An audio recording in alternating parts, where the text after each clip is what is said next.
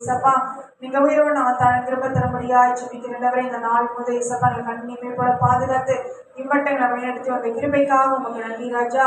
அப்பா உங்களுக்கு சொத்திருக்கிறேன். 2 3 கல்யாண வீட்டில் கத்தரேசு போனாரே, கொட்டு மேல முழுகிட நானும் கேட்டு மகிழ்ந்தாரே.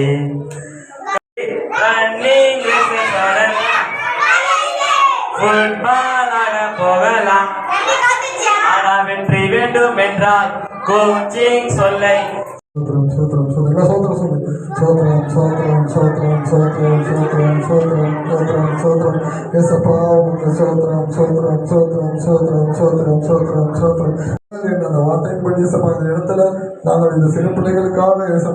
பண்ண மாட்டேன். அவன் கொஞ்சம் புத்திசாலி, சரியா? கொஞ்சம் புத்திசாலி, ரொம்ப புத்திசாலி இல்ல, சரியா? இந்த சீன்ல மட்டும் புத்திசாலியா எடுத்துக்கிறான். நான் வந்து உன்னை வழியை நான் அறுத்தனா நீ என்ன பண்ணுவ?